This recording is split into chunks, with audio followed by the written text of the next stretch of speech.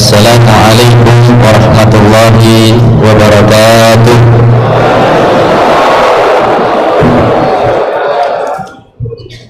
Alhamdulillah, wassalatu wassalamu ala rasulillah wa ala alihi wa sahbihi wa man tabi'ahum bi ihsan ila yaumil qiyamati wa ba'd.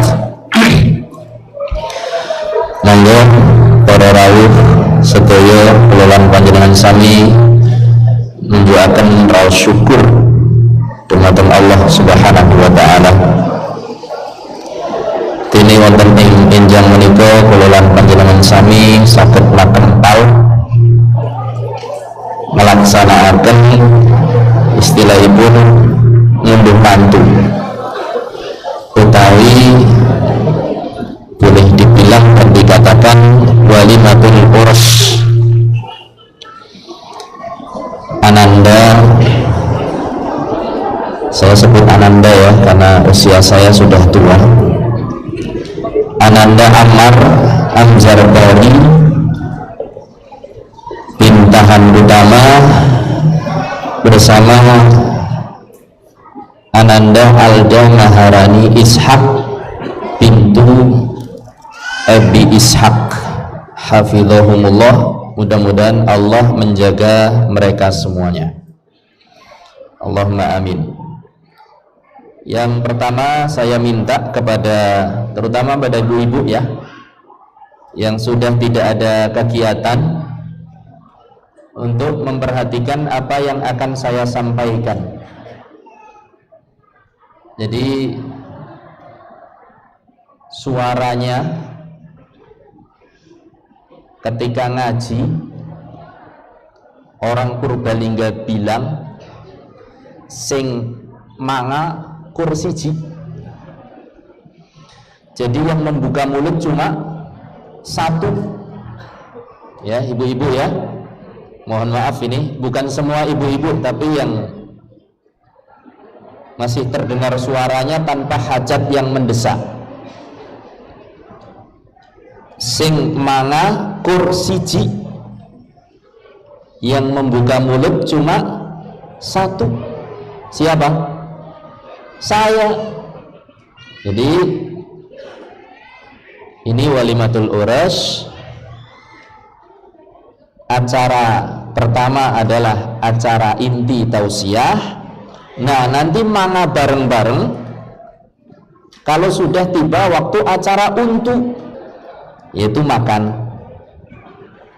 Ini yang pertama. Jadi saya kembali berdoa kepada Allah Subhanahu wa taala, mudah-mudahan Allah memberi hidayah kepada bapak-bapak untuk bisa tenang dan juga berkenan untuk menurunkan hidayahnya kepada ibu-ibu supaya bisa tenang. Allahumma amin. Yang kedua,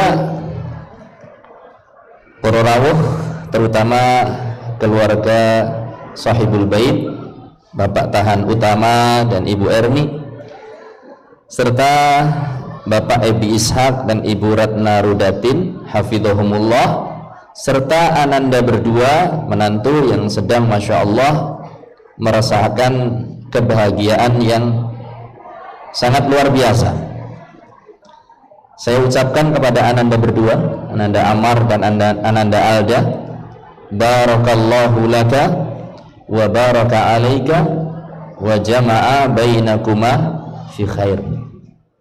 Mudah-mudahan Allah memberkahi Ananda dan juga memberkahi Ananda dalam susah senangnya pernikahan.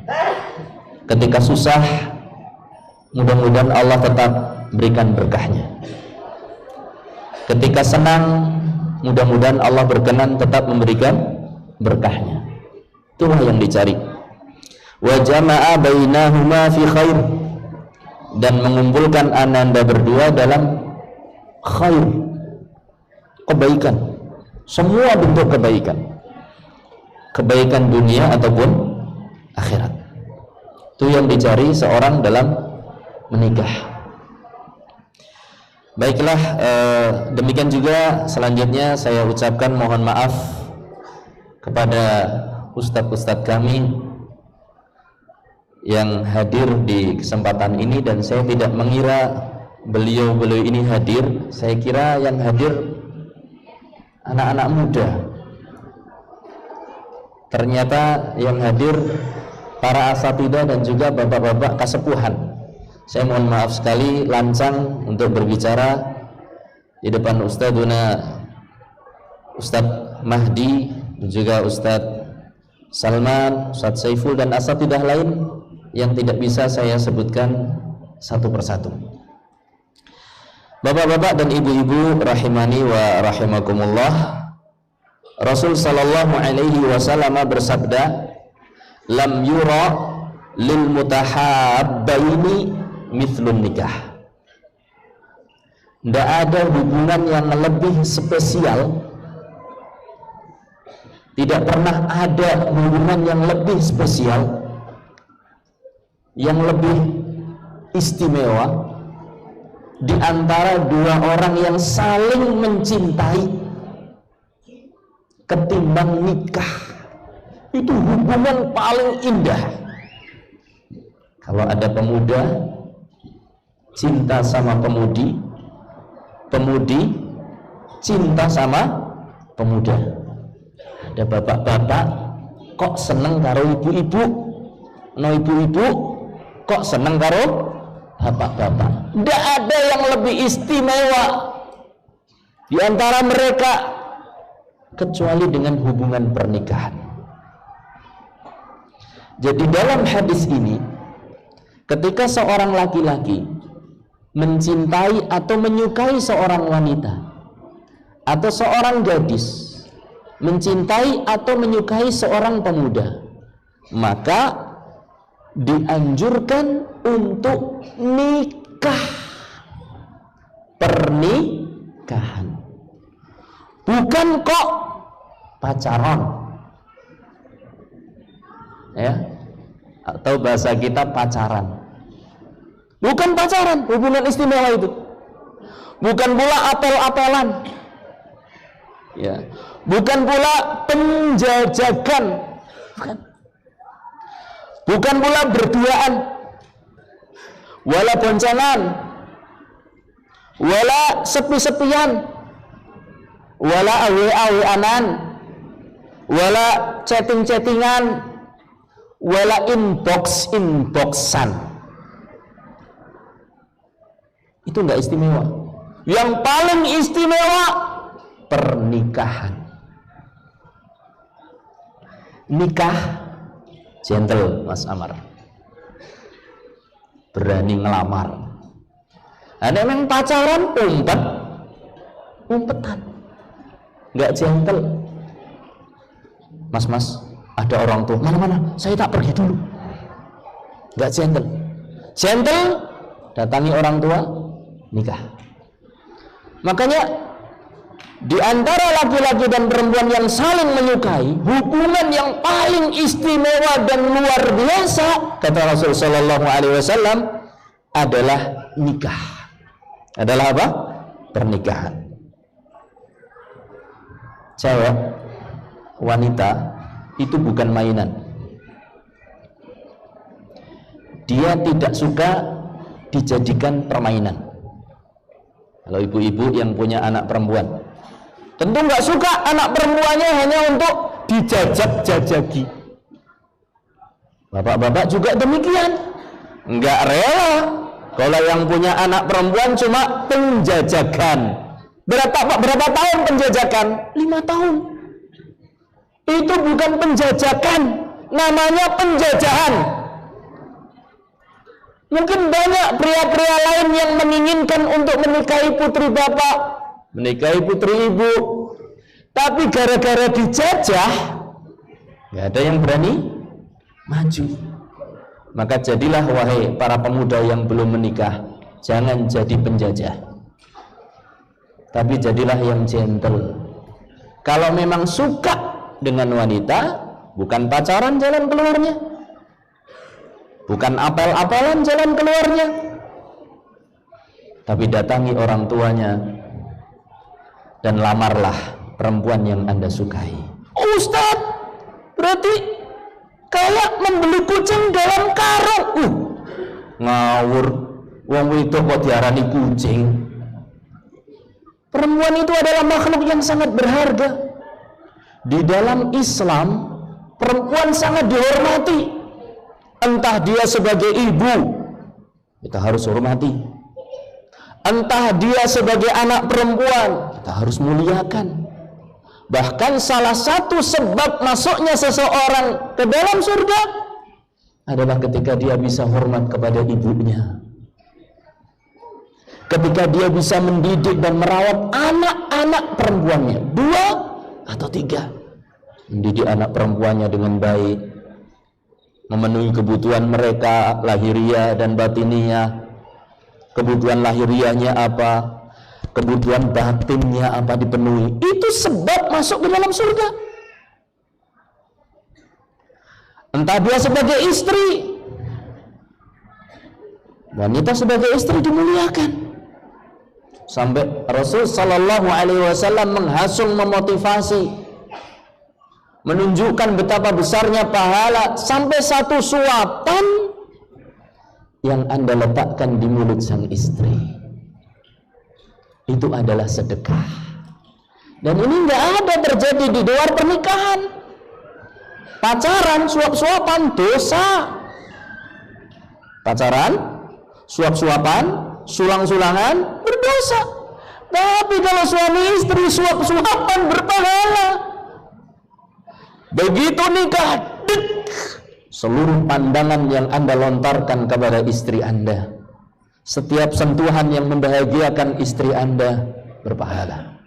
Setiap suap yang Anda berikan kepada istri Anda, berpahala.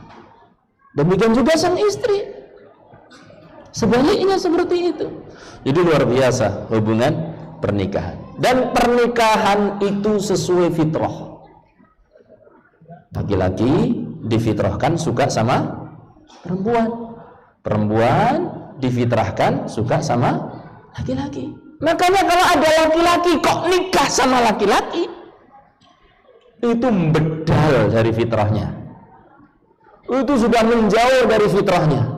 Atau perempuan lah kok nikah karo perempuan, itu juga sudah jauh dari fitrahnya.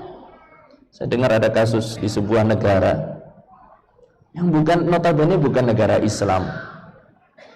Kepala negaranya pokoknya menghukum kalau ada pernikahan sejenis, dikurung. Sampai kapan? Sampai pasangan itu melahirkan anak. Oh, laki-laki karo laki-laki kapan? Mana Allah musta'an. Maka berbahagialah yang Allah masih beri fitrah yang salimah, fitrah yang lurus. Laki-laki suka sama laki-laki, laki-laki suka sama perempuan, perempuan suka sama laki-laki. Kemudian menjalankan fitrah tadi dengan cara yang halal, pernikahan yang suci. Bapak-bapak dan ibu-ibu rahimani wa rahimakumullah. Lah kalau cewek yang, kalau tadi kan cowok tertarik sama laki-laki, cowok tertarik sama perempuan, ngomongnya keliru-keliru terus niki grogi. Nonton nggih Ustaz Mahdi. Kalau ada ikhwan laki-laki suka sama perempuan, melamar. Lah kalau sekarang yang akhwat suka sama ikhwan, ada perempuan kok jatuh hati, bahasa Inggrisnya napa niku? Falling atau falling itu? Napa Pak Edi? Falling of love. love ya, apa love? Pokoknya jatuh hati. Lihat sak klerap. Tadi sing nampa tamu dia sih bujang ora ya? Ya. Atau yang bawa acara itu masih bujang apa enggak ya? Kemudian jatuh hati. Pripun? Kalau laki-laki melamar, lah kalau perempuan ada 2 cara. Yang pertama, dan ini sangat beresiko, terus terang minta nomor HP. Kalau nomor HP ini piro yo? Itu nomor HP-nya berapa? Akhirnya menyatakan, "Mas, aku mau jadi istrimu." Ini sangat beresiko, Mbak. Karena apa? Banyak sekali sisi-sisi yang berbahaya. Di antaranya, Anda bisa jadi mainan. Oh ya, saya siap menikahi Anda, tapi tunggu ya, kita kenalan dulu, ya, ketemuan dulu. Saya ingin mengenal Anda lebih jauh. Yuk ketemuan di mana? Terus akhirnya moler. Cinta di dalam dada Anda pendam lama sekali. Sementara sang laki-laki bisa mempermainkan Anda. Maka jangan tempuh cara ini. Cara langsung jangan. Terus cara yang kedua, dan ini yang bagus. Panjenengan kagungan bapak. Anda punya bapak. Anda punya kakak laki-laki. Anda punya adik laki-laki. Anda punya simbah. Mungkin bapaknya sudah meninggal. Mbah, nuwun sewu Mbah, kula kok demen kali si fulan menika. Tolong ditembungaken, ditanyakan. Jangan langsung bilang fulana, sing jenenge fulana itu seneng sama jenengan. Jangan, stop. Jaga hati. Caranya bagaimana? Panjenengan, simbah panjenengan suruh mendeteksi. Dipun suwun Mbah, nyuwun tulung Mbah, dideteksi, carikan info. Akhirnya bapak, simbah, mas jenengan, adik jenengan, pokoknya walinya jenengan datang. Eta lungguh bareng dekat. Mas, gimana kabarnya? Tinggal di mana? Oh ya. Oh, putranya sudah berapa Mas? Oh, saya belum nikah. Oh, masya Allah. Sudah mau nikah belum Mas? Ya pengen, tapi belum ada jodoh. Gini Mas, tak kandani ya Mas. Saya itu punya kenalan. Ning jenenge ra tak sebut gini. Nek tak arahkan ke jenengan siap nikah ora? Ya tergantung Ustaz, Pak, Mbah, sifat-sifatnya bagaimana, orangnya bagaimana. Oh ya, cirine ngene lho, piye le? Bocah ngene. Irunge bolongane loro, kupinge loro. Ya, kemudian apa? Untune ngisor dhuwur. Ya, bukan dhuwur tok atau ngisor tok, alias masih genep. Umurnya sekian, dia begini dan begini. Kira-kira panjenengan gelem ora? Ya, saya mau. Tak temokke ya. Tak temokke, saya temukan.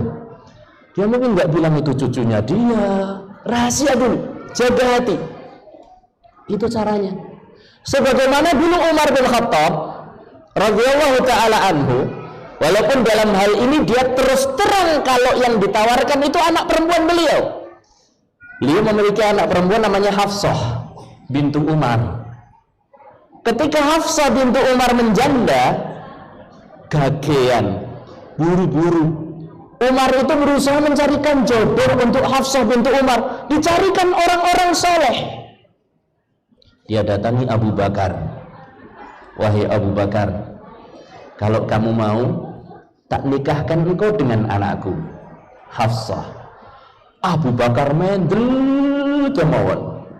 Jadi coba jenengan bayangkan, panjenengan punya putri ke teman dekat Anda, teman dekat, kenal baik. Kemudian jenengan tawarkan putri Anda, ning temen Anda meneng, amleng, rasanipun pripun?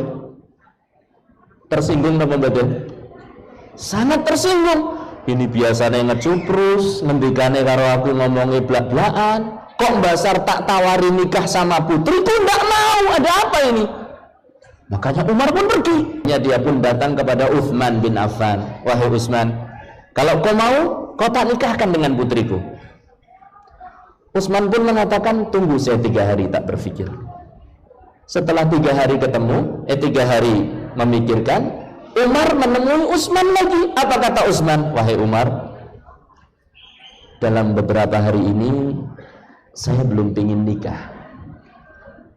Akhirnya Umar pun, kemudian Hafsah dilamar oleh siapa?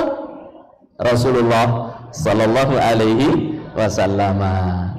Setelah nikah dengan Rasul Sallallahu Alaihi Wasallam, Abu Bakar mendatangi Umar. Wahai Umar, ingat nggak dulu kamu ketika menawarkan putrimu kepadaku dan saya diam? Iya. Kamu marah? Iya. Ya saya nggak marah, tersinggung. Wahai Umar, sesungguhnya saya tidak menjawab penawaran kamu karena saya mendengar Rasulullah sallallahu alaihi wasallam sudah menyebut-nyebut putrimu. Jadi ada keinginan dari Rasulullah sallallahu alaihi wasallam untuk menikahi Hafsah. Kalau seandainya Rasulullah sallallahu alaihi wasallam tidak membutuhkan putrimu, tidak ingin menikahi putrimu, saya siap untuk menerima lamaranmu. Itu caranya bapak-bapak, ibu-ibu. Itu caranya wahai kaum remaja putri yang belum nikah. Anda suka pada seseorang, sampaikan kepada wali Anda, supaya wali Anda yang menawarkan Anda kepada orang yang Anda sukai. Ustadz kok hina sekali? Tidak ada yang hina. Usaha seseorang untuk mendapatkan jodoh bagi putrinya, atau usaha seseorang untuk mendapatkan jodoh bagi putranya, tidak hina sama sekali. Bahkan itu sangat mulia. Kita kembali. Jadi solusinya adalah nikah. Solusinya apa? Nikah. Bukan pacaran. Kalau pacaran itu terancam cancel-cancelan. Ya, katanya penjajakan, dijajaki 5 tahun, enggak cocok, cancel. 8 tahun, enggak cocok, cancel. Ini namanya penjajahan. Sekali lagi, boleh dikatakan dengan bahasa kasar, habis manis sepah dibuang. Atau bahasa yang viral, istriku bukan pacarku. Atau pacarku ternyata bukan istriku. Pacarannya sama si fulan, nikahnya sama si fulan. Beda. Ini nanti akan saya singgung titik yang perlu kita waspadai. Hati-hati, mantan.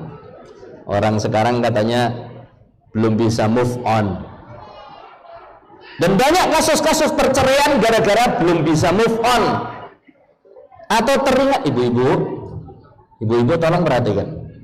Ini kaitannya sama putri-putri ibu panjenengan dan juga putra-putra panjenengan. Mungkin Anda sudah nikah, tapi putri Anda belum nikah. Tolong didengarkan. Jangan ngobrol sendiri. Nanti tak doakan lagi biar Allah turunkan hidayah supaya bisa tenang. Ya. Hati-hati mantan ini. Penyakit orang yang belum bisa move on. Hatinya masih kecantol dengan sang mantan. Dan itu saya menghadapi beberapa kasus perceraian gara-gara sang suami belum bisa move on dengan mantannya. Perceraian. Padahal anak sudah lahir. Setelah nikah itu ternyata apa? Masih chatting-chattingan antara sang suami dengan mantannya.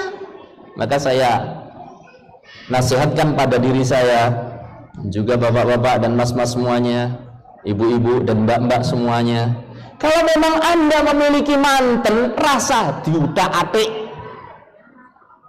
Kecuali kalau Anda siap. Anda siap? Kok meneng kabeh? Anda siap? Mendua, mentega, itu baru silakan. Itu pun caranya lamar dengan baik. Kita tidak bicara seperti itu. Maka hati-hati dalam masalah ini. Bapak-bapak dan ibu-ibu rahimani wa rahimakumullah. Ini sengaja saya buat catatan karena kalau saya ngomong kesana kemari nanti groginya bertambah kentara.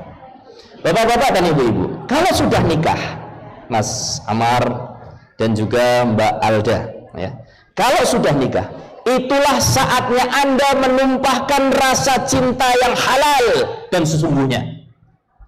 Kalau pacaran itu cuma apa? Kamu flase. Nikah yang sesungguhnya.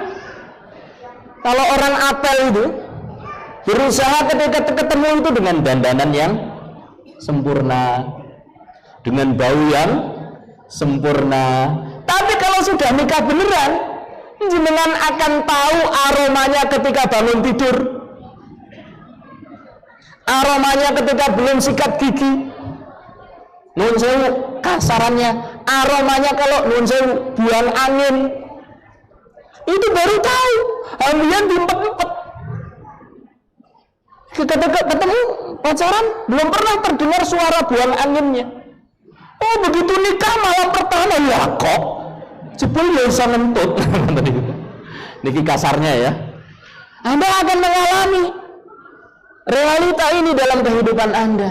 Anda akan melihat wajah istri Anda yang alami ketika tidurnya bagaimana mingkem atau kamlompong, ngencesan apa mboten, ngileran apa mboten. Ini realita sudah. Makanya kalau Anda sudah nikah, itulah kehidupan sesungguhnya. Kalau pacaran itu hanya ketertutupan, ngomongnya timid-timid. Oh, sudah keluarga, oh, baru datang sudah bapak Kalau dulu mas, ini makhrajnya itu bukan makhraj yang infitah, bukan makhraj dengan membuka mulut lebar-lebar, tapi ditahan-tahan. Tapi kalau sudah nikah, nah itu ya. Nah, bapak-bapak dan ibu-ibu, kalau sudah nikah, maka jadilah Mas Amar pakaian bagi Mbak Alda, Mbak Alda pakaian bagi Mas Amar. Itu sesungguhnya sebagaimana firman Allah Ta'ala, hunna libasul lakum wa antum libasul lahunna. Mereka istri-istri kalian adalah pakaian buat kalian, wahai bapak-bapak, dan Anda, wahai para bapak, adalah pakaian bagi istri-istri Anda. Di sini suami dan istri disebut seperti pakaian. Apa fungsi pakaian? Saya tulis di sini, di antara fungsi pakaian ada 5. Walaupun mungkin banyak ya, tapi di antara fungsinya ada 5. 1, butuh, kebutuhan. Seseorang yang normal itu pasti butuh yang namanya apa? Pakaian. Ini secara fitrah butuh. Kecuali orang-orang yang tidak normal. Mungkin saya bukan berarti yang tidak nikah tidak normal, enggak. Atau dalam kondisi-kondisi tertentu. Ini mungkin sudah sepuh, mau nikah lagi yo mikir-mikir, istrinya sudah enggak ada, mau nikah lagi juga mikir-mikir berkali-kali ya. Kadang orang yang sudah sepuh itu mau nikah lagi rikuh ewo pekewo mbok diunekke putu-putune wis tuwa kok nikah meneh, padahal itu kebutuhan. Makanya ada seorang yang mengadu kepada Ustadz Firanda, saya sebutkan dalam ceramah beliau, menceritakan dia pernah kedatangan seorang bapak-bapak tua. Mohon maaf, dia memenuhi syahwatnya dengan cara yang tidak benar, itu dengan usahanya sendiri. Ketika ditanya kenapa, sang istri sudah tidak bisa melayaninya, padahal sang suami masih memiliki nafsu biologis, masih butuh. Tapi sang istri tertutup untuk hal itu. Nah, ini penyalurannya bagaimana? Di antaranya adalah dengan nikah. Mungkin nikah lagi. Atau bisa saja sang istri variasi dalam melayani sang suaminya. Ya. Maka ini kebutuhan, tidak pandang umur kalau seperti ini. Pakaian adalah kebutuhan. Makanya ya, seorang pemuda yang sudah membutuhkan untuk nikah. Kata Rasul sallallahu alaihi wasallam, ya ma'syaras syabab, man istata'a minkumul ba'ata falyatazawwaj. Wahai para pemuda, kata Syekh Ibn Baz rahimahullah ta'ala ketika beliau menyampaikan hadis ini, ya ma'syaras syabab, wahai para pemuda, kata Syekh bin Baz yang saat itu usianya sudah sepuh, beliau mengatakan, kulluna mukhatabuna ayyuhas syabab bihadal hadis. Semua kita itu terpanggil oleh hadis ini, termasuk beliau yang sudah sepuh. Man istata'a minkumul ba'ah, barang siapa di antara kalian yang sudah mampu untuk melakukan hubungan biologis. Al-ba'ah di sini adalah apa? hubungan biologis, walaupun di situ ada beberapa penafsiran dari para ulama. Tapi yang benar adalah hubungan biologis. Falyatazawwaj, dan dia memiliki kesiapan untuk nikah, maka segera nikah. Fa innahu aghaddu lil basar wa ahsanu lil farj. Karena dia itu adalah lebih menundukkan pandangan Anda dan bisa menjaga kemaluan Anda. Jangan ditunda-tunda kebutuhan. Bahaya kalau seorang pemuda menunda-nunda pernikahan, maka akan timbul kerusakan-kerusakan pada diri dia, berikutnya bisa menular pada masyarakatnya. Ini bahaya. Makanya segera menikah. Yang kedua, fungsi dari pakaian. Jadi sang suami butuh kepada istri, istri butuh kepada suami. Yang kedua, penutup aurat. Pakaian menutup aurat. Aurat itu adalah sesuatu yang apabila ditampakkan memalukan. Malu orang itu. Maka fungsi suami, Mas Amar, dan fungsi istri, wahai Mbak Alda, panjenengan menutupi kekurangan yang ada pada istri. Istri, Mbak Alda, menutupi kekurangan yang ada pada Mas Amar. Nah ini salah satu perkara yang cukup besar yang harus diperhatikan oleh suami istri. Jangan sampai sudah nikah cerita sama temennya, apalagi sama mantennya. Wow, ternyata abangnya mambu loh. Oh, ternyata tidak secantik yang saya bayangkan. Oh, ternyata demikian dan demikian. Makanya kenapa kamu gak nikah sama aku saja? Ini WA-nya manten. Bahaya, ini bisa merusak hubungan ini. Apalagi sang suami curhat di medsos, sang istri bikin status. Ini bahaya. Dan ini banyak kita temui. Sang istri bikin status tentang suaminya, sang suami bikin status tentang istrinya. Ini tidak boleh seperti itu. Anda penutup aurat bagi istri Anda, dan Anda, wahai Mbak Alda, penutup kekurangan yang ada pada diri Mas Amar. Kekurangan itu disadari, kelebihannya disyukuri. Termasuk kalau Anda mendapatkan kelebihan yang ada pada diri Mas Amar, nggak usah diumbar di medsos. Ternyata Mas Amar luar biasa, begini. Stop. Nanti kalau ada yang tertarik lagi sama Mas Amar, jangan bingung.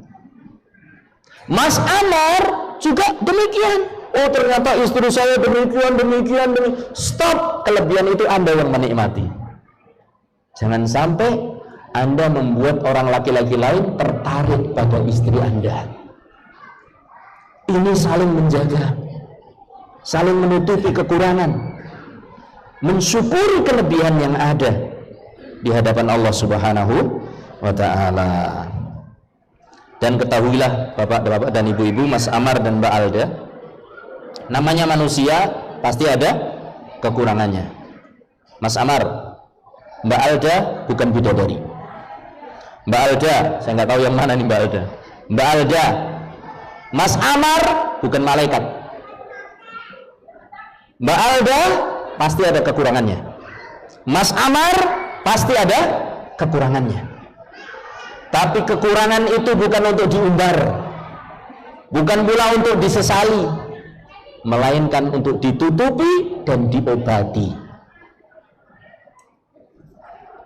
Camkan pada diri kita semuanya, dengan siapapun kita bergaul pasti akan ada kekurangannya. Anda memiliki ustadz, pasti ustadz Anda akan ada kekurangannya. Anda memiliki murid, pasti murid Anda akan ada kekurangannya. Anda memiliki pegawai, pasti pegawai Anda, pastikan, bukan pasti, pastikan pegawai Anda pasti memiliki kekurangan. Anda memiliki suami, pastikan suami Anda pasti banyak kekurangannya. Anda memiliki istri, pastikan bahwa istri Anda pasti banyak kekurangannya. Tapi kekurangan itu bukan untuk diumbar, karena Anda pakaian bagi dia. Kekurangan itu untuk ditutupi. Ini fungsi pernikahan. Yang pertama tadi apa? Kebutuhan. Yang kedua adalah menutup aurat. Bapak-bapak dan ibu-ibu rahimani wa rahimakumullah, Mas Amar dan Mbak Alda. Yang ketiga, di antara fungsi pakaian adalah sebagai perhiasan. Yang pertama tadi apa? Kebutuhan. Yang kedua, menutup aurat. Yang ketiga, perhiasan. Apa maksudnya perhiasan? Seorang suka dengan pakaian, akan ngaca lama, ya kan, nyawang-nyawang awake dhewe. Demikian pula Anda ketika dapat istri, Mbak Alda ketika dapat suami. Mbak Alda adalah perhiasan bagi Anda, Mas Amar perhiasan bagi istri.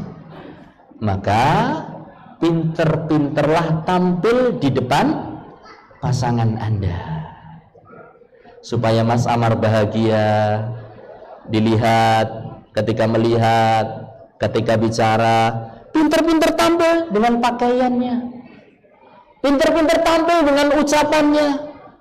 Kalau di depan suami jangan kasar, Mbak, ya, harus hormat. Ini nanti insya Allah akan saya sampaikan pentingnya belajar adab. Demikian juga Mas Amar, pinter-pinter mengolah kata. Jangan sampai mengucapkan kata-kata yang kasar. Dulu bapaknya Mbak Alda, Pak Edi Ishak dan Ibu Ratna mendidik istri Anda dengan penuh kasih sayang. Sekarang mereka melepaskan anaknya, putrinya kepada Anda. Jangan sakiti, jangan disakiti. Demikian juga Mbak Alda, Pak Tahan merelakan anaknya untuk menikahi Anda. Dulu Pak Tahan dan Ibu Erni, betul ya, Ibu Erni mendidik Mas Amar itu dengan penuh kasih sayang. Sekarang Anda terima dia dan tunjukkan kasih sayang Anda. Kalau bisa lebih besar daripada orang tuanya, walaupun tidak mungkin. Orang tua walaupun bagaimana kebaikannya jauh lebih besar. Tunjukkan. Ya. Ini namanya perhiasan. Pintar-pintarlah tampil dengan pakaian Anda di depan suami.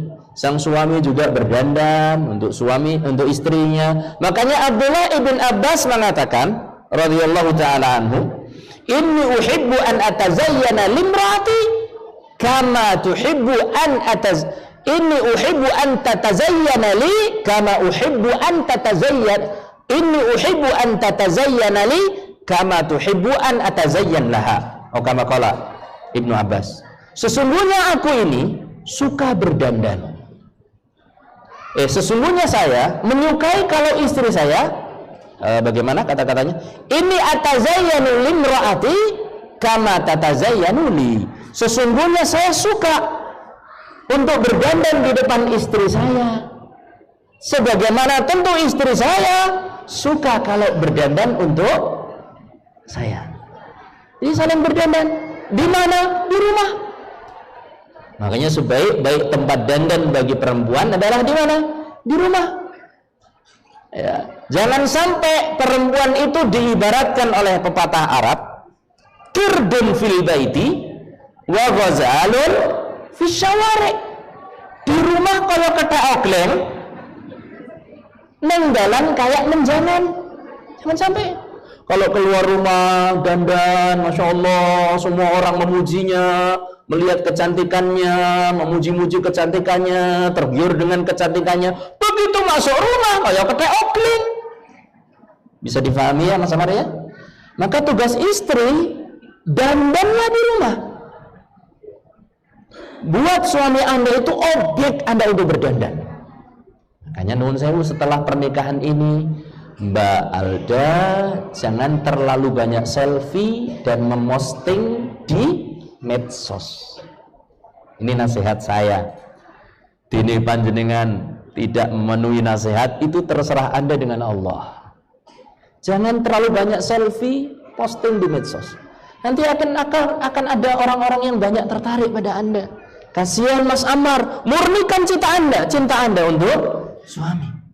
Dan Mas Amar jangan bosan-bosan berdandan untuk apa? Istri. Nuwun sewu. Di antara dandan yo tampil wangi di depan istri. Kalau sekarang nuwun sewu ya, Kadang seorang itu kalau mengangkat tangannya akan menghembuskan aroma yang luar biasa dari apa? Dari dua sudut tangannya. Bahasa kasar ini apa? Ketek. Ya, maka panjenengan siapkan pewangi-pewangi yang mungkin menyebabkan istri Anda tidak mencium bau-bau semacam itu. Dulu Rasulullah Sallallahu Alaihi Wasallam kalau masuk rumah itu pertama kali dengan siwak. Dia bersihkan mulutnya, sehingga ketika dia berhadapan dengan istri yang tercium adalah bau yang harum. Bahkan ada seorang teman itu menyiapkan cermin di depan rumah, cermin sama wastafel. Jadi kalau mau masuk rumah sikatan sama peringas-peringis di depan cermin, sisiran, ya, macak dhisik. Baru setelah itu masuk rumah. Kalau Anda bisa seperti itu, masya Allah, ini luar biasa. Sementara istri bikin cermin yang besar di dalam rumah. Sediakan alat-alat dandan buat istri, minyak wangi untuk istri, sehingga Anda datang akan disambut oleh bidadari yang dalam tanda petik penuh kekurangan. Jangan pulang ke rumah disambut dengan bau bawang, bau sambal korek. Ya boleh masak sambal korek, tapi giliran menyambut suami bersihkan itu. Ya, ini fungsi pakaian. Ya, adalah apa tadi? Untuk perhiasan. Yang nomor 4, identitas. Seorang itu dikenal dari pakaiannya. Maka pintar-pintarlah Anda menjadi pasangan yang baik bagi istri Anda. Dan Anda wahai Mbak Alda, pintar-pintarlah menjadi pasangan yang baik bagi suami Anda. Karena suami Anda akan dikenal lewat Anda. Dan Anda wahai Mbak Alda akan dikenal lewat suami Anda, Mas Amar. Sebagaimana kata Rasul sallallahu alaihi wasallam, almar'u ala dini khalilihi. Seseorang itu bisa dilihat dari agama temannya. Makanya nuwun sewu bapak-bapak dan ibu-ibu. Orang-orang Syiah itu menyerang Rasulullah sallallahu alaihi wasallam lewat mana? Lewat istrinya. Dijelek-jelekan istrinya.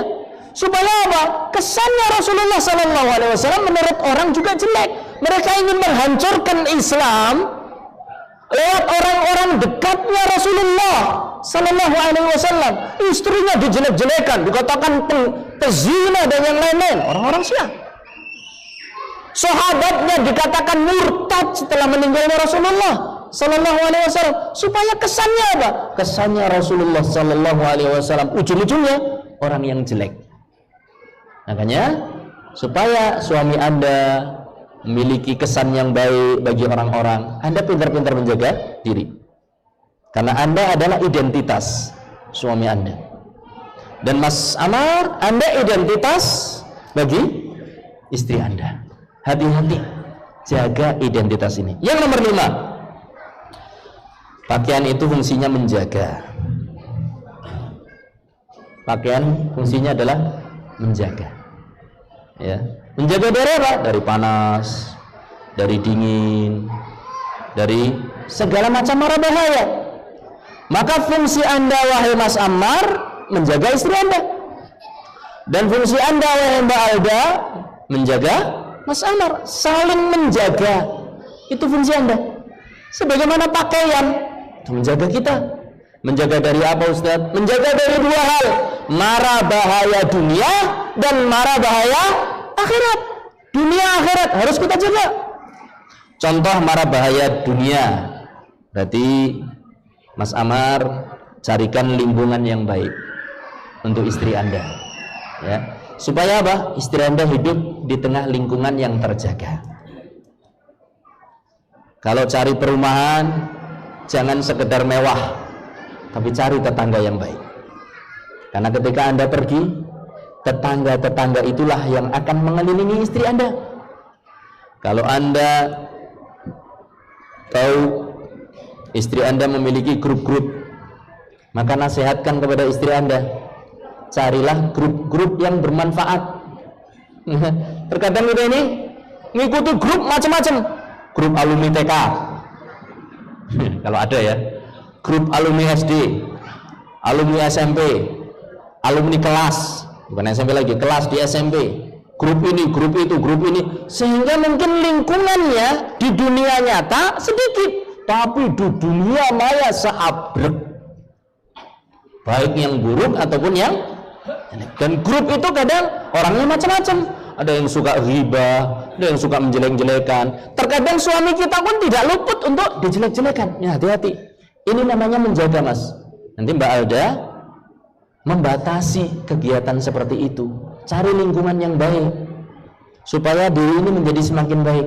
Mas Amar juga demikian, cari lingkungan yang baik, saling menjaga, ya. Kemudian diantara bentuk penjagaan di dunia, beri fasilitas yang kita mampu untuk kenyamanan istri.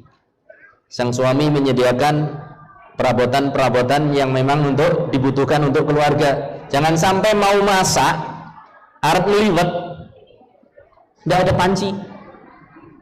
Kita nggak usah bicara rice cooker ya, panci buat ngeliwet. Panjenengan kalau ngeliwet pakai jari atau pakai apa? Kalau panjenengan ngeliwet bisa pakai jari, hebat. Kalau kita ngeliwet sekarang pakai apa? Rice cooker. Perabotan. Mungkin zaman sekarang yang namanya kulkas, lemari es, orang Jawa, orang dulu bilang, itu bukan sesuatu yang mewah, kebutuhan. Karena apa? Ben ora bolak-balik napa? Blonjo. Lebih awet, lebih hemat. Nanti Mbak Alda bisa nyimpen daging kurban tahun yang lalu untuk tahun depannya. Ya, kalau masak ini Bu, bukan tetelan, titilan. Dikencang, Dek, saya ingin sop aroma daging. Siap Mas.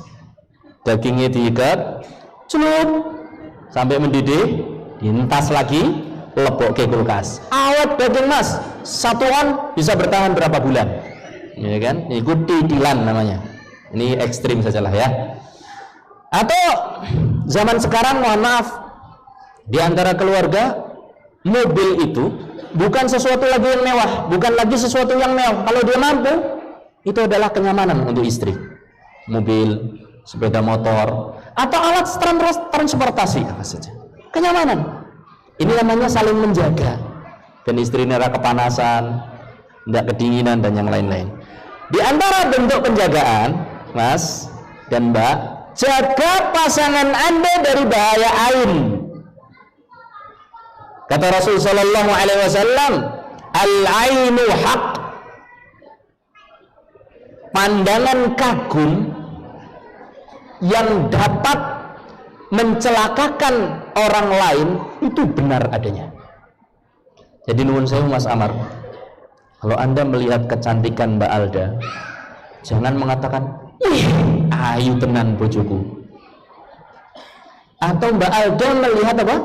Ketampanan Mas Amar, "Wih, hebat bojoku, handsome." Tapi katakanlah, Masya Allah atau Barakallahu fik. Jadi kalau nyawang, ya, Anda kagum dengan kecantikan istri Anda, atau dia mungkin berbuat sesuatu yang mengagumkan Anda, masaknya enak, ya kan, pelayanannya bagus, kemudian Mbak Alda juga melihat dari Mas Amar sikap yang baik, jangan cuma geleng-geleng, wih ampuh tenan, jangan. Tapi katakan Masya Allah dan ditambah Barakallahu fi zauji atau fi zaujati. Karena ini kalau tidak diucapkan bisa mencelakakan istri Anda, bisa mencelakakan suami Anda. Saya sebutkan satu kisah saja yang disampaikan oleh Ustadz Arifin Badri, Dr. Arifin Badri, ketika beliau masih di Saudi.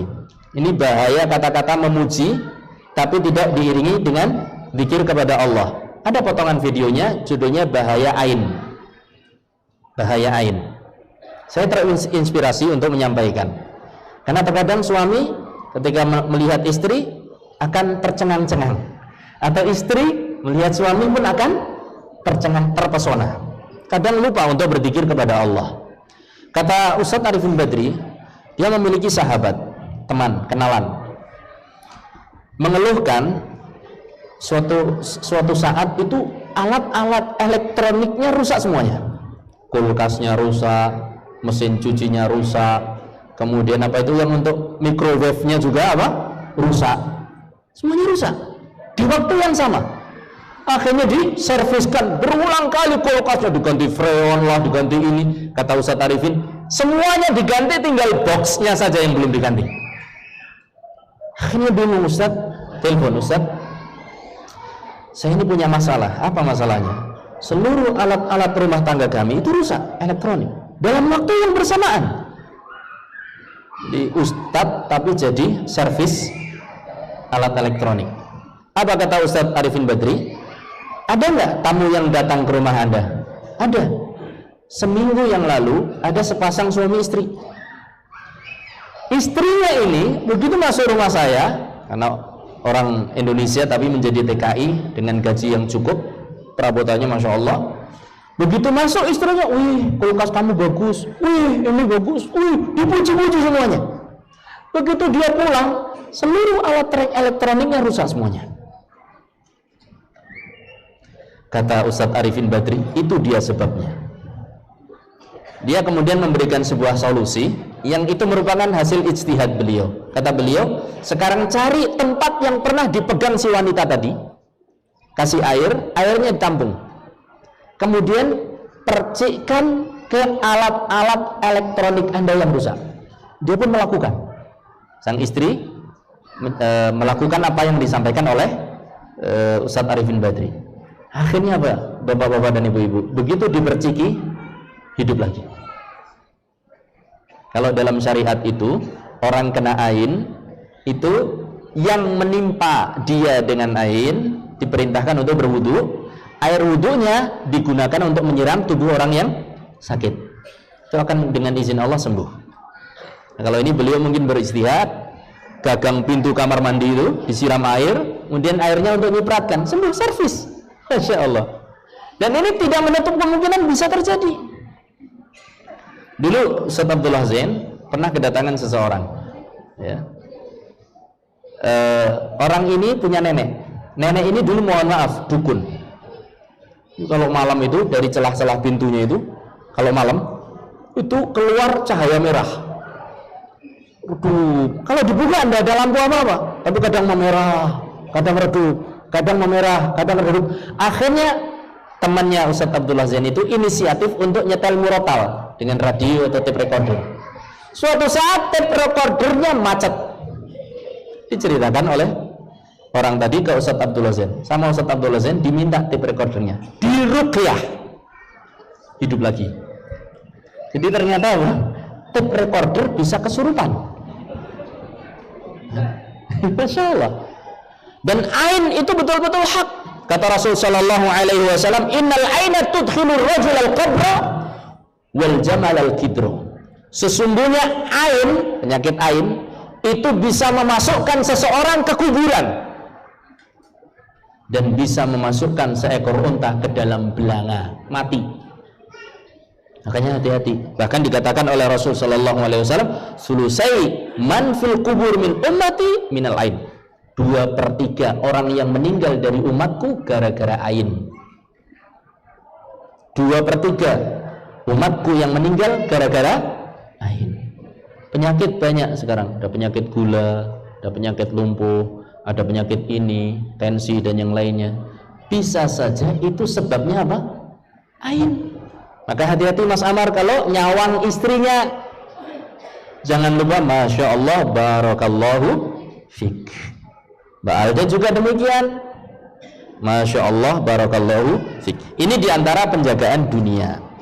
Dan yang lebih penting dari itu adalah penjagaan akhirat. Seorang suami, seorang istri menjaga pasangannya untuk kepentingan akhiratnya. Dan ini yang bukti cinta. Cinta itu adalah saling menjaga. Kalau kita, Mas Amar, tidak tega istri kita terkena listrik, kabel yang listrik, kita tutupi kabel itu dengan baik, itu adalah masalah api dunia yang mungkin sifatnya sementara. Maka kita pun tentu akan lebih tidak tega kalau istri kita tersulut api neraka. Naudzubillah min dzalik. Demikian juga Mbak Alda. Kalau nggak tega suaminya terkena mara bahaya dunia, tentu panjenengan jauh tidak tega kalau suami Anda terjerumus ke dalam api neraka. Ini yang difirmankan oleh Allah, qu anfusakum wa ahlikum nara. Jagalah diri Anda dan keluarga Anda dari sengatan api neraka.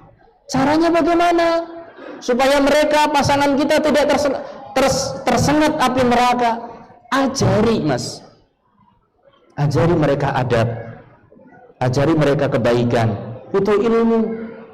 Kalau kita hidup sendiri saja butuh ilmu, maka hidup berdua semakin butuh kepada ilmu. Kalau makanan itu adalah kebutuhan lahiriah, tapi kalau ilmu itu kebutuhan batiniah. Harus imbang. Bahkan kebutuhan kita kepada ilmu jauh lebih besar daripada kebutuhan makan dan minum. Sampai-sampai Al-Imam Ahmad mengatakan rahimahullah ta'ala, nahnu ahwaju ilal ilmi minat ta'ami wa syarab. Kita jauh lebih membutuhkan ilmu, Mas, Mbak, daripada makan dan minum. Li'annana akalna fil yawmi marratain aw marrah wahidah.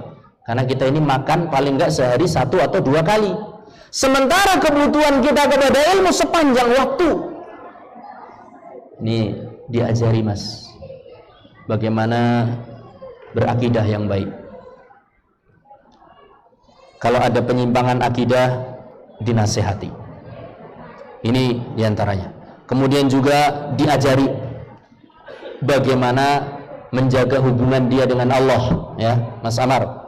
Dan juga menjaga hubungan dia dengan Allah, Mbak Aida. Masing-masing. Kalau sang istri menyia-nyiakan sholat, nasihati. Sang suami menyia-nyiakan sholat, nasihati, Mas. Karena barang siapa yang menjaga hubungan dia dengan Allah, Allah akan jaga hubungan dia dengan manusia. Banyak sekali bengkrik, pecah rumah tangga, itu gara-gara suami jauh dari Allah, istri jauh dari Allah. Ya, Mbak Alda dan Mas Amar. Kata Bilal bin Sa'ad, man aslaha ma bainallah, man aslaha ma bainahu wa bainallah, aslahallahu ma bainahu wa bainal ibad. Barang siapa yang menjaga hubungan baik dia dengan Allah, Allah akan jaga hubungan dia dengan sesama makhluk. Jadi kalau Anda ingin rukun dengan istri, Mbak Alda ingin rukun dengan Mas Amar, jaga hubungan Anda dengan Allah. Waktunya sholat, diingatkan sholat. Ini diantara bentuk ibadah yang benar. Belajar cara wudhu yang benar. Belajar cara menutup aurat dengan benar. Ini kewajiban Anda, Mas. Anda akan dimintai pertanggungjawaban oleh Allah. Kalau sampai istri Anda mengumbar aurat, ya, demikian juga Mbak Alda akan dimintai pertanggungjawaban tentang suami Anda. Di depannya ada kemungkaran, tidak menasihatinya, maka masing-masing harus saling menjaga. Diajari ibadah yang benar, akidah yang benar, cara menutup aurat yang benar. Kemudian bekerja sama dalam ibadah, saling membangunkan ketika sholat. Dalam sholat sunnah saja Allah turunkan rahmatnya. Kata Rasul sallallahu alaihi wasallam, rahimallahu rajulan qama minal laili fa'aiqadha ahlaha fa'aiqadha ahlahu fa in abad nadhaha ala wajhil ma. Mudah-mudahan Allah merahmati, dan rahmat Allah itu luar biasa, bukan hal yang sepele. Mudah-mudahan Allah merahmati seorang laki-laki. Siapa dulu yang disebut? Laki-laki. Bangun di malam hari, sholat malam, kemudian bangunkan istrinya. Kalau istrinya enggan, perciki dengan air. Masya Allah. Sebaliknya, rahimallahu imra'atan qamat minal lail. Mudah-mudahan Allah merahmati seorang wanita, bangun di malam hari, sholat malam, kemudian membangunkan suaminya. Kalau suaminya enggan, perciki dengan air. Mohon maaf, tidak harus dengan air. Barangkali dengan belayan sayang, dengan pijatan, Dek bangun Dek, sholat malam dulu, sholat witir. Demikian juga sebaliknya. Bekerja sama dalam sholat sunnah saja turun rahmat. Apalagi kalau istri dibangunkan sholat subuh, suami dibangunkan untuk sholat subuh yang wajib-wajib. Apalagi kalau Anda menasihati istri Anda sesuatu yang wajib. Beradab kepada orang tua, diajari bagaimana cara menghormati orang tua. Kalau ketemu bapak ibu yang tadinya belum biasa cium tangan, Dek, kalau bisa ketemu bapak ibu, cium tangan. Ini adab. Jangan angkat kata-kata. bersuaralah dengan suara yang rendah. Dengan bapak mertua juga demikian, dengan ibu mertua juga demikian, tunjukkan adab yang baik. Ini diajari, ikut tanggung jawab jenengan Mas Amar. Kalau memang Anda mencintai keluarga, karena hidup di dunia cuma sebentar, sementara hidup di akhirat selamanya. Kalau kita tidak selamat, tidak saling menjaga untuk kehidupan akhirat, celaka kita. Nasallallahu salamal wal afiyah. Ini demikian juga belajar tentang muamalah yang benar, mana yang haram. Jangan sampai Mas Amar dibiarkan ketika dia ternyata mencari pekerjaan yang haram, sementing itu duit sengokeh. Sampaikan kepada Mas Amar, walaupun sebulan kau beri aku 15 juta, itu jauh lebih aku sukai daripada kau beri 100.000 tapi haram. Itu 15 juta halal, itu lebih aku sukai daripada 100.000 tapi apa? Haram. Ini ekstrimnya. Yang penting pokoknya apa? Halal. Ya. Dikit tapi halal, itu barokah. Nih, orang Jawa mengatakan orang yang haram itu, orang Jawa nih, duit setan dimakan iblis. Ini akan barokah. Maka saling menasihati. Muamalah yang haram, muamalah yang halal. Kalau jadi usaha halal, dagang ya dagang yang halal, tinggalkan yang haram, ya, dan seterusnya. Tani yang halal, jangan tani yang haram. Nanam tapi nanam apa? Ganja. Ini harus saling mengingatkan. Ya, ternak juga ternak yang halal, jangan yang haram. Babi, ya, apalagi babi ngepet, wah itu. Ya. Ini fungsi suami dan istri, saling menutupi kebutuhan, saling menutupi apa? Aurat. Kemudian apa tadi? Saling menjadi perhiasan, saling menjadi identitas, dan saling menjaga, melindungi dari segala macam gangguan mara bahaya dunia dan akhirat. Cintailah istri Anda dan usahakan dia selamat kelak di akhirat. Dan cintailah suami Anda, usahakan dia selamat di akhirat. Demikian yang bisa saya sampaikan. Mohon maaf atas segala kekurangan dan segala macam khilaf dari perkataan, segala macam perkara yang menyinggung, dan segala macam perkara yang terkesan menggurui. Tidak ada maksud saya untuk melebihkan diri di hadapan bapak-bapak, karena saya dalam membaca ini juga sedang belajar untuk diri saya. Maka ini selain nasihat untuk hadirin, maka lebih utama sebelum saya sampaikan kepada panjenengan, saya sudah belajar terlebih dahulu untuk menyampaikannya. Mudah-mudahan yang sedikit ini bermanfaat, menjadikan barokah dan memberkahi keluarga kita semuanya. Bil khusus, mudah-mudahan Allah Subhanahu wa taala memberkahi pasangan Mas Amar dan Mbak Alda dunia dan akhirat. Allahumma amin. Mohon maaf atas segala kekurangan. Demikian yang bisa saya sampaikan. Sallallahu ala nabiyyina Muhammad walhamdulillahi rabbil alamin. Subhanakallahumma wa bihamdika asyhadu an la ilaha illa anta astaghfiruka wa atubu ilaik. Wassalamualaikum warahmatullahi wabarakatuh.